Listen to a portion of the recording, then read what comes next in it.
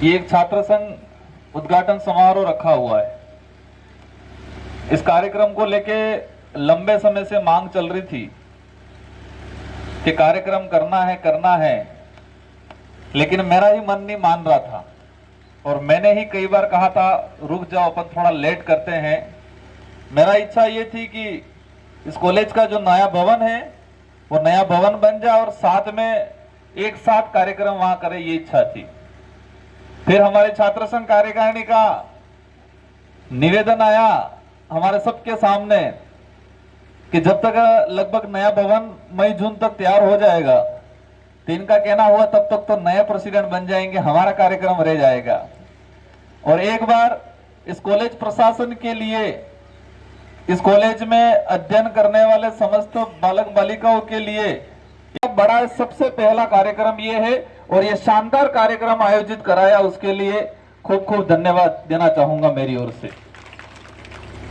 आज इस कॉलेज की बात करें हम, कॉलेज 2017 में शायद पहला बैच स्टार्ट हुआ और उस समय बिल प्रदेश विद्यार्थी मोर्चा की ओर से सीआर बनाए गए। तब से लगा के आज तक का जो दौर रहा एक शानदार दौर रहा। कहीं न कहीं कहते हैं कॉलेज राजनीतिक मतलब राजनीति की पहली सीढ़ी है, राजनीति की पहली सीढ़ी या पहली पाठशाला इसको बोल सकते हैं। मैं भी 2013 के अंदर एसबीबी गवर्नमेंट कॉलेज में प्रेसिडेंट रहा था और तहां उस समय से लगा कि आज तक का इतिहास जो रहा, हमारे कई साथी यहाँ बैठे हुए मंच पे जो कॉलेज राजनीतिक में सक्रिय रहे, कॉलेज प्रेसिडेंट भी रहे, तो कहीं न कहीं राजनीतिक जीवन की शुरुआत की पहली सीढ़ी इसको बोल सकते हैं। और बच्चे का समग्र विकास, पर्सनालिटी डेवलप, बच्चा जो खुलता है वो कॉलेज में आके खुल जाता है। मैं आज इस अवसर पे पहले तो बच्चों के लिए कहना चाहूंगा, क्योंकि हमारे बीच में स्कूल के बच्चे भी हैं। हमारा जो इलाका है, हमारी जो कॉलेज है, हमारा क्षेत्र कहीं न कहीं हर बार कहीं बाहर जाते एक मानसिकता रहती है कि डूंगरपुर बांसवाड़ा तो ओ उफ ये शब्द निकलते हैं।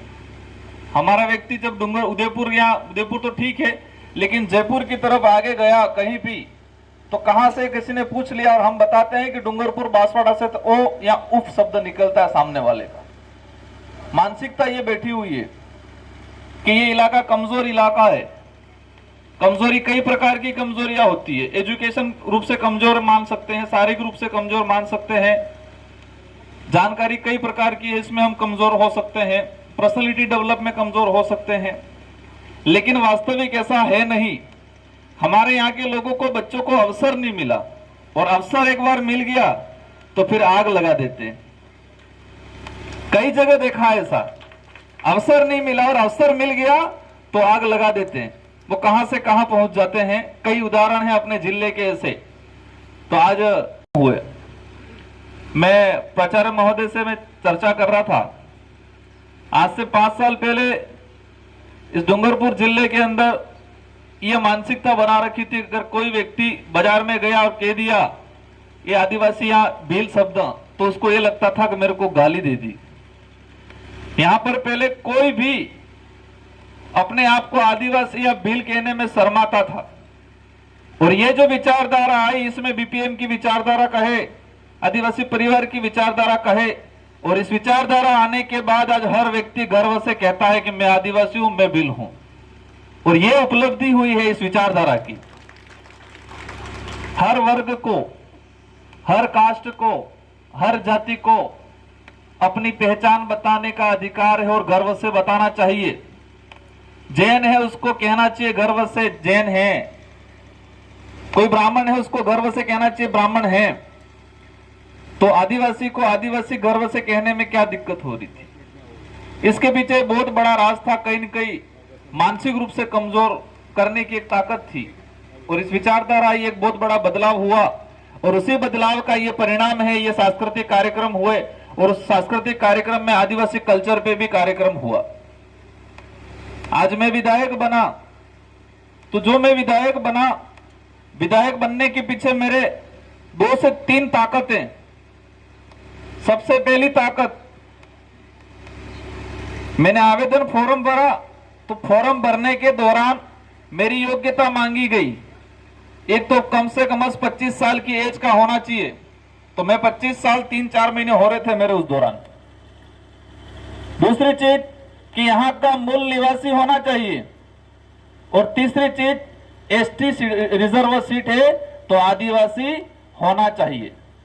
तो मैं विधायक बना, इसके उस विधायक बनने के पीछे पहली जो ताकत थी कि मैंने आदिवासी शब्द वाला जो सर्टिफिकेट लगाया, और वो सर्टिफिकेट लगाया तो मेरा फॉर्म पास हुआ। बाकी वो सर्टिफिकेट नहीं लगाता तो मेरा फॉर्म पास नहीं होता। तो पहली ताकत ये कि सर्टिफिकेट लगा, मतलब एसटी के सर्टिफिकेट की ताकत। और वो सर्टिफिकेट कैसे मिला? इस कल्चर के आधार पे मिला, रहन सहन के आधार पे मिला। रहन सहन, खान पान, रीति रिवाज और संस्कृति के आधार पे आइडेंटिफाई हुए मेरे पूर्वज, और उस आधार पे मेरे पूर्वजों को मिला और मुझे मिलता आया।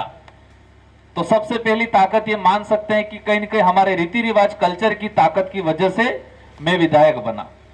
दूसरी ताकत में फॉर्म पास होने के बाद क्षेत्र की जनता ने मुझे वोट दिया बनाने में। यह ताकत है कि जनता ने मुझे मत दिया और मत देके मुझे विजय बनाया। और मत देने का अधिकार उस जनता को हमारी देश की जो संविधान है उस संविधान ने दिया, और वो संविधान, हमारा देश आजाद हुआ तो हमारा संविधान बना, और इस संविधान ने क्षेत्र की जनता को वोट देने का अधिकार दिया।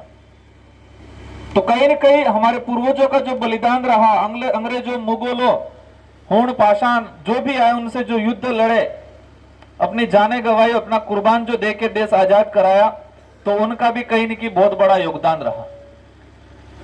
तीसरी ताकत जो मैं विधायक बन के विधायकगिरी निभा रहा हूं, और वो तीसरी ताकत है शिक्षा। क्या ताकत है? सर्टिफिकेट से एमएलए तो बन गया, जनता ने वोट दिया, एमएलए तो बन गया, और एजुकेशन नहीं होता तो वहां जाके मंजीरे बजा के वापस आता। बजाते कि नहीं बजाते हैं? भजन गाते कि नहीं गाते हैं? कई जने समोसे कचरे खाते कि नहीं खाते हैं?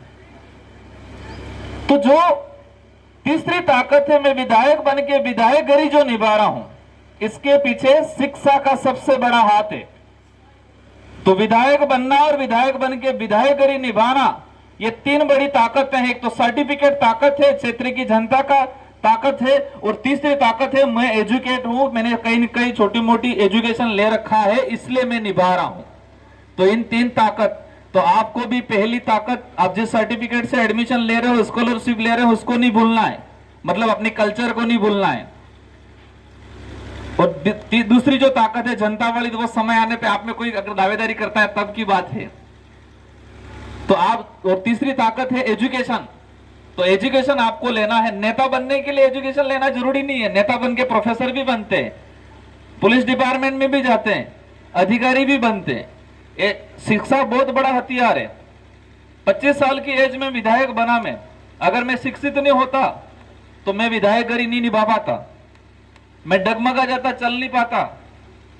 शिक्षा है तो आप हर कोई सलाम करेगा, आप एजुकेट हो तो आपकी पर्सनालिटी डेवलप होगी। आप किसी ऑफिस में जाओगे तो अधिकारी उसको आने से पहले परख लेगा कि ये बच्चा कितना शिक्षित है, ये बच्चा कितना अनुशासित है। अनुशासन भी शिक्षा के थ्रू ही आएगा। तो हमको इन चीजों पे ध्यान देना है, शिक्षा पे ध्यान देना है। आज हमारा क्षेत्र, हमारा ये बाहुल्य क्षेत्र है, हमारा इतना कल्चर है, मतलब इतनी संस्कृति है, विविधता है, लेकिन हम धीरे धीरे इसको भूलते जा रहे हैं। और दिक्कत होता है, हमारे लोग पढ़ते हैं, पढ़ने के बाद आरएस का इंटरव्यू देने जाते हैं, प्रोफेसर का इंटरव्यू देने जाते हैं। जब आरएस का इंटरव्यू देने जाते हैं, प्रोफेसर का इंटरव्यू देने जाते हैं, ऐसा ये कोई भी बड़े अधिकारी का इंटरव्यू देने जाते हैं, सबसे पहले अपने क्षेत्र को, अपनी गोत्र को, अपने क्षेत्र के इतिहास को, अपने क्षेत्र की कल्चर, मतलब संस्कृति को पढ़ते हैं वो। क्योंकि इंटरव्यू के वक्त सबसे पहले वो चीज पूछी जाती है। अभी हाल ही एसआई का इंटरव्यू हुआ, मेरा दोस्त है,